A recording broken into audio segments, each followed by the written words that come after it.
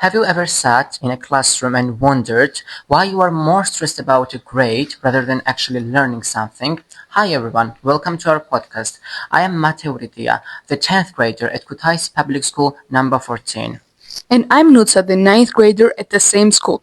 Today we're talking about something we all experience at school. We're not just talking about lessons or exams. We will explore what school really gives us, how it affects students, and how it can shape creativity and personality. I decided to make this podcast because I've noticed that many students around me, including myself, sometimes feel stressed, pressured, or bored. It often feels like school is more concentrated to give us good grades rather than actually something that we can use in life in the future.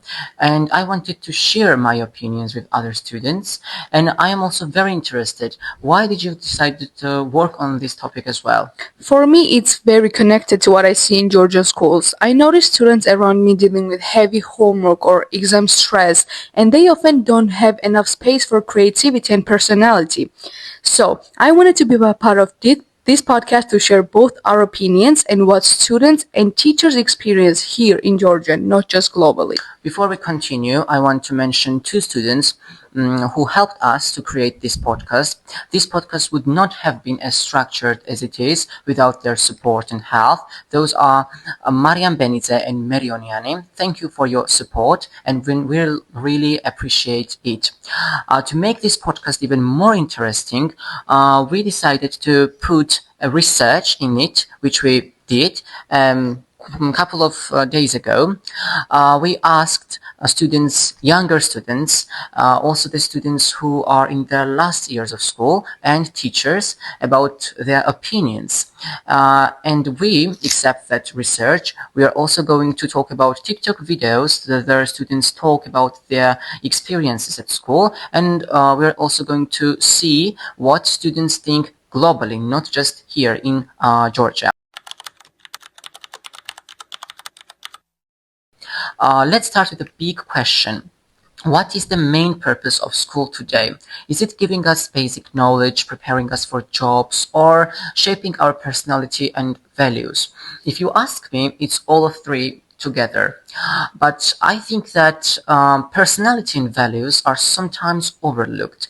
Knowledge is really important and essential, but school should be the place where we also learn teamwork, empathy, and decision-making skills, the skills which we really need in our lives.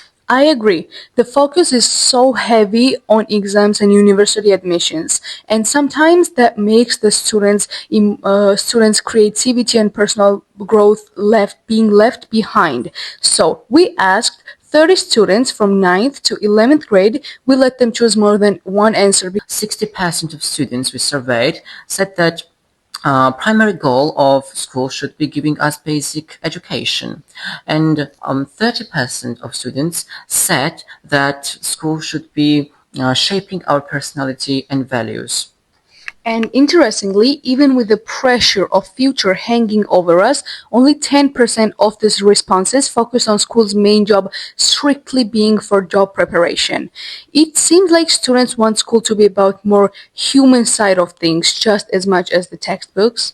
Yeah, and when I was listening to you, I thought what it was a lot to balance. It's a lot to balance for school system.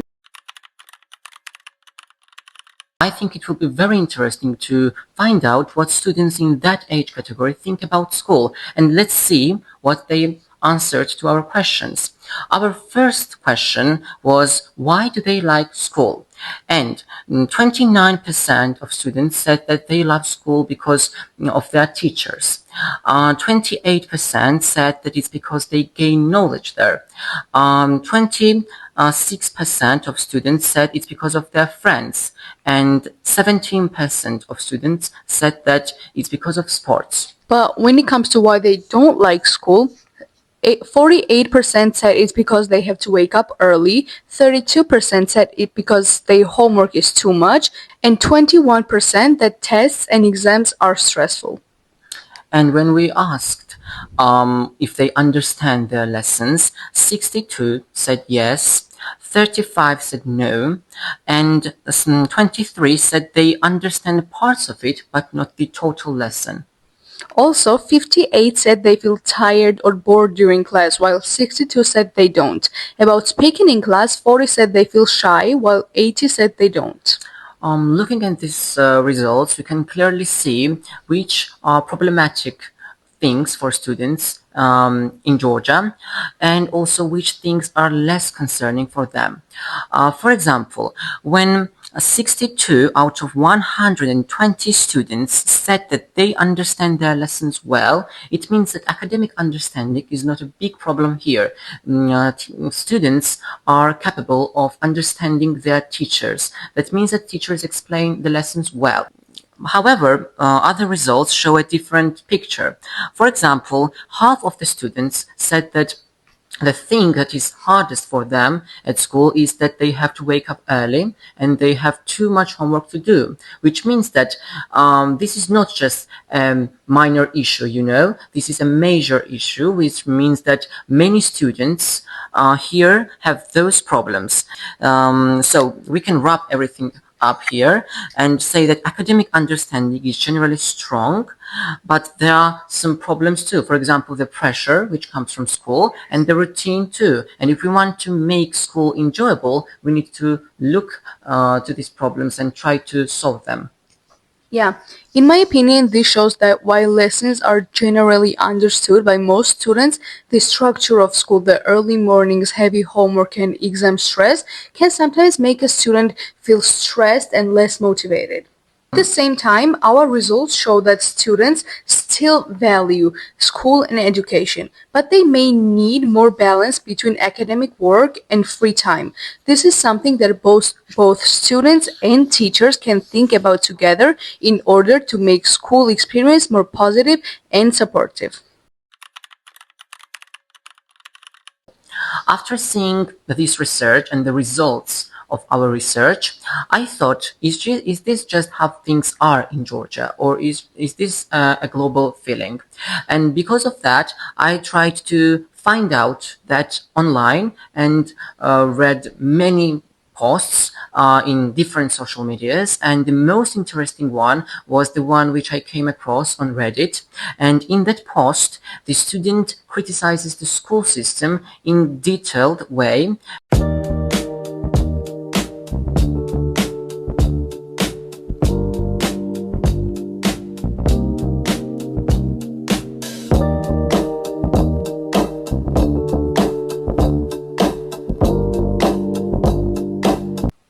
Reading it and listening to you made me think about one thing, that school system is copy-paste in every country because it has the same flaws everywhere. And when I say same flaws, I mean that students usually hate school because of the same reason.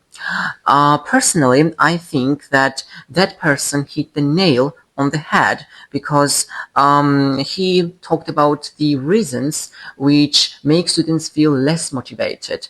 I think that the main problem at school is that they have the very narrow definition of the word smart. What I mean is that if you are at school and if you don't have a high grade in a specific subject, they say that you are not intelligent. And that is not just true in real life. What is true in real life? In reality, there are so many types of intelligence. What I mean is that you can look up to that picture and we can see how many types of intelligences we have. For example, musical intelligence, kinesthetic, interpersonal, intrapersonal, linguistic, mathematical, naturalistic, and etc. The problem is that we are being graded on a tiny fraction of who we actually are, and they only try to emphasize on the one or second intelligence type and not the whole picture of who we actually are. I completely agree with you. If the school system was the only measure of success, some of the most famous people would have never made it. For example, take Angelina Jolie. She actually struggled with traditional school system and always felt like an outsider. But yet, she became one of the most successful actresses and humanitarians in the world. Yeah, and when I was listening to you, something popped out in my head, and that thing is that Albert Einstein, which is considered the most intelligent person who has ever lived, was also not the best student at school. He was not the worst, but not the best too. But he still became one of the most intelligent, if not the most intelligent one in the world. And also Eminem. Eminem is one of the most famous singers for teenagers today, and not only for teenagers. And he failed 3 times when he was in the 9th grade, which really shows something, and we're going to talk about that. So there is a TikTok video that really caught my attention, and I think it shows perfectly how some students might feel about school today. In the video, a student's brain is shown as lightning creative bulb, and then the school system comes in and takes that light bulb away. And in exchange, the student is given a diploma and a traditional graduation cap. The message of the video is very clear. It suggests that in some cases, school might take away creativity and individuality and replace it with certificates, grades, and formal achievements that may sometimes not reflect students' real talents, passions, and creative potential. This resonates with many teenagers because a lot of students feel that they spend most of their times memorizing for exams and not actually expressing their ideas or developing their creativity. When they see content like this online, they often agree with it or relate to it because it reflects their own experiences and frustrations in a simple and visual way. At the same time, this video is also connected to what I see in Georgia. Students here are very capable and full of potential, but they don't always get enough opportunities to explore creative subjects, personal projects, or individual thinking.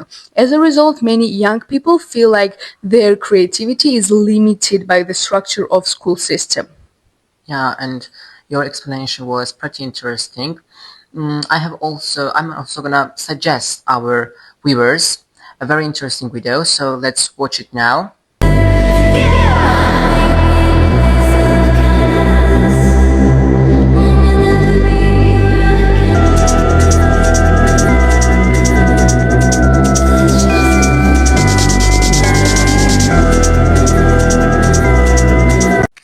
As you have seen, this video compares schools and prisons. At first, such comparison may seem a bit extreme, but if you look at it carefully, you will see that there is even a little part of truth in it. I think that it needs to be discussed by us. In this video, the creator compares school and prison, as I have already mentioned, and he uses very effective visual parallels. For example, he compares school buses and prison buses to each other, as well as school lunch and prison meal. When you look at that, you really think that that is true because the visual parallels are very effective, as I've mentioned. Except that one of the most interesting and striking comparisons which we see here is the strict schedule. When I say strict schedule, I mean that in both organizations, at schools, at prisons, everything is already controlled, and they have calculated when you can go to somewhere, where you can go, and why should you go. So they are controlling everything at schools and in prisons too. Except that one of the best similarities is also the lack of freedom. When you go to school, they don't really ask you if you have the motivation for that, if you are motivated to go to school. You have to go to school, which means that their attitude is more like an obligation rather than an inspiration. And this, of course, changes the way we see school. Of course, when we compare schools and prisons, we should say that they're not same. They're completely different organizations. They have completely different purposes. But I think it's also very interesting to see the similarities which students see, and the fact that this video became viral and popular among teenagers already means that teenagers relate to that video and they see themselves in that position. And I think that if we want to make schools better and more engaging for students, the best possible way for that is to look at that types of videos and try to make conclusions depending on them. Yeah, I think this comparison is a bit extreme, Of course, there is some truth in it, but I think videos like this are often created by students who are frustrated or even angry with the school system. So this can make the message even more exaggerated. Personally, I don't fully agree with this because even though school has its problems, it is still very far away from something like a prison. Yeah.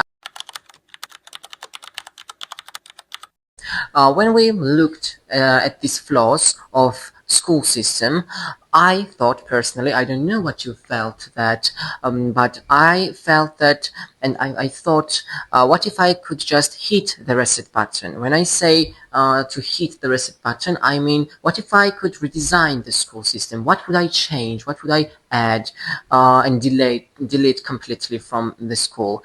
If I could redesign school, the first thing that I would do would be deleting the need of homework. I would scrap that heavy homework tradition which school has, and I would replace that homework with exercises which requires real life skills from our students. And when I say this, I mean that activities like cooking, time management, money management, and emotional intelligence are things that we can teach the students. And I think that if we give homework to them from these subjects, it would be more interesting for them to work, because these are the things that every student needs.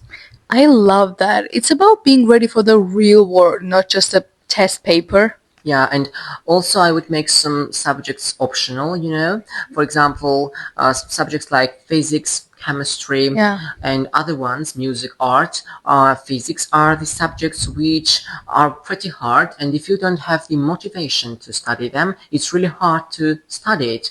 And I would make them optional, but it doesn't mean that everything would be optional. Maths, history, English and Georgian would be mandatory, and I think that this would let us to the students who have basic education, but they can also choose, and they also have the freedom to choose the subjects which they like to learn. Yeah, and we are not the only ones with these ideas. Our research shows that almost every student we talk to has a vision for a better system. Yeah, and when we asked 30 students from 9th to 11th grade what they would change if they could create a school from the scratch, the answers were all of them place, because 33% of students said they want those practical life lessons which we mentioned and which many people mention nowadays. 18% went even further. They think we should completely scrap the grading system, because grades just are not a true measure of person's intelligence. We also saw a big focus on school environment.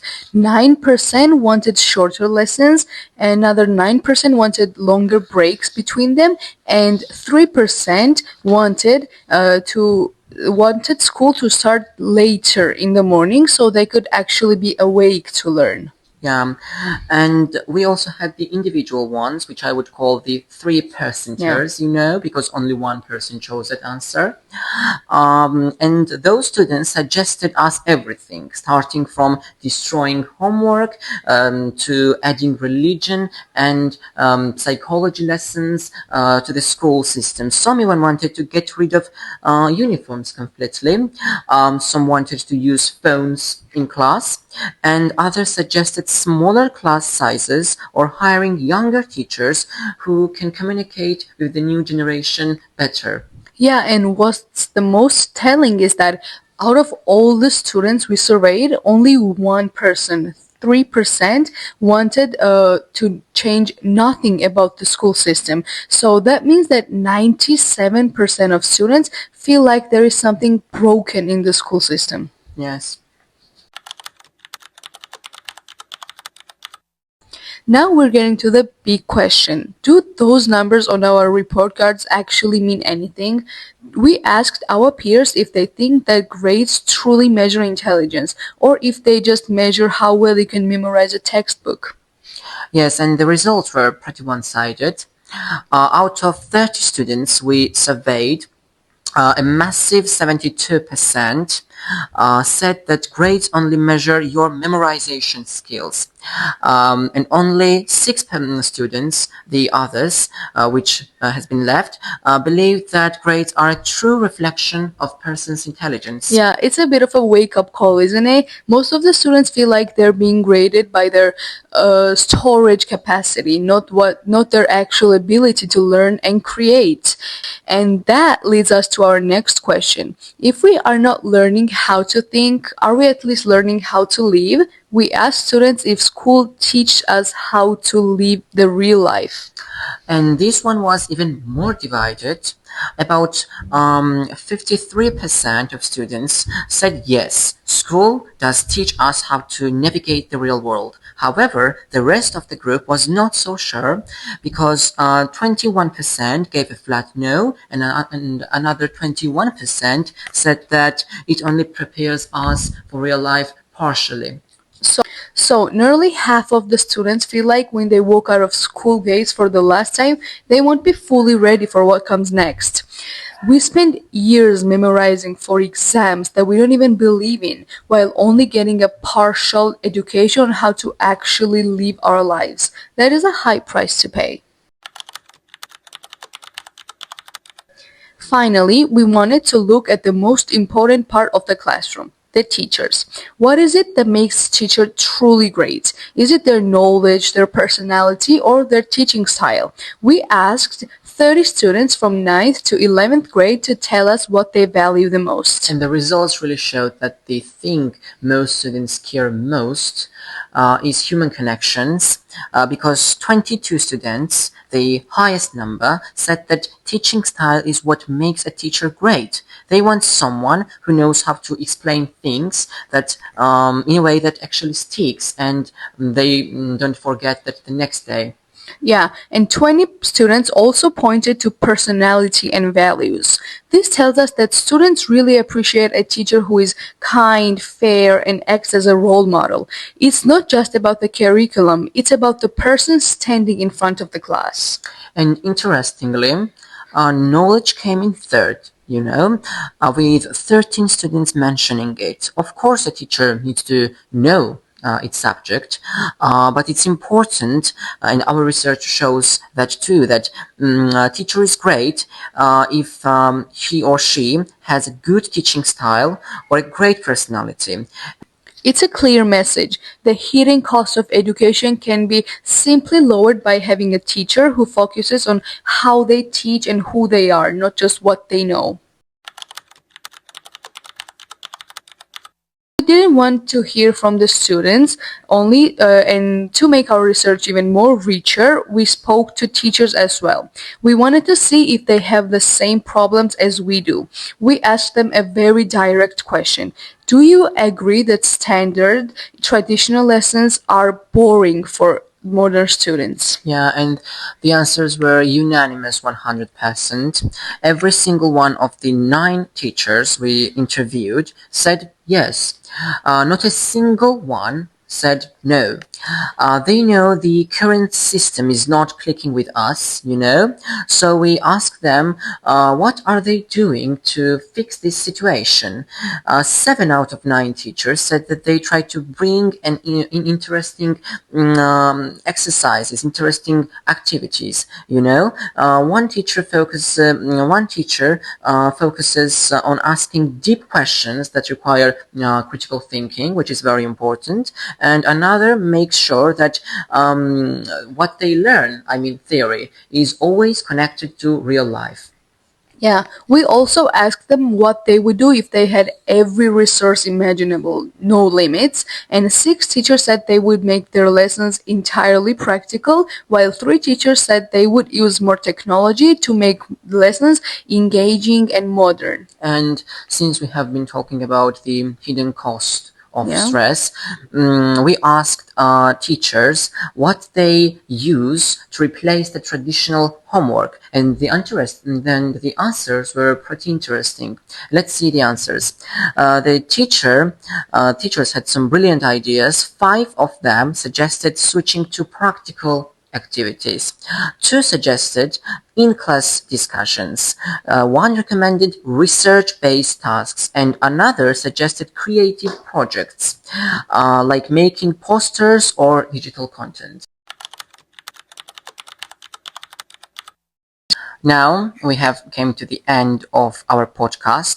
We have explored so many things during our conversation. For example, we have seen what Georgian students think about school. We did a research about it, We also talked about the global story from another part of the world. We have also seen TikTok videos, and it was very interesting, I think. And I want to finish this podcast with the quotes of famous people and their opinions and attitude towards the school system. So let's see what we have here. The first one, which I want to share and which I really like, is from Albert Einstein, which we have already mentioned. Education is what remains after one has forgotten what one has learned at school. For me, this means that education should concentrate on giving us the knowledge, the habits, the skills which we will have for the rest of our life, not just for one day to tell it to our teacher and demonstrate it in front of our mentors and teachers, Another one I like is from Nelson Mandela, who says, education is the most powerful weapon which you can use to change the world. And this means that school gives us tools, but it's up to us how we will use it, because people with education can be supportive and great for the world, but at the same time very dangerous if they use that incorrectly.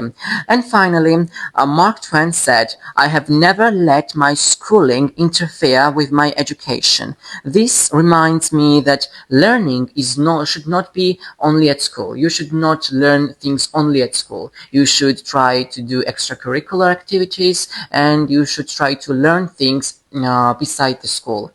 Yeah. Those are really inspiring. Here are 3 that I like. First is Malala Yousafzai. 1 child, 1 teacher, 1 book, 1 pen can change the world. Education is powerful, but it's also deeply personal. Having a supportive teacher or access to learning can truly change a student's life. Another one I love is from John Dewey. If we teach today's students as we taught yesterday's, we rob them of tomorrow. This reminds us that school needs to adapt to students' needs, not just stick to the old routines. And finally, Benjamin Franklin said, an investment in knowledge pays the best interest. Education can be amazing, but the investment has to be meaningful. Students need time, creativity, and support, not just exams and memorization. And to wrap up everything, I will say my opinion at the end of the podcast. I think that school is a great place for education only if it balances 4 things. It's knowledge, creativity, personal growth, and emotional support. Exactly. I hope this podcast makes you think about school in a new way, not just as a place for tests and exams, but as a place where creativity, personal growth, and meaningful learning can thrive. Thank you for listening. Thank you.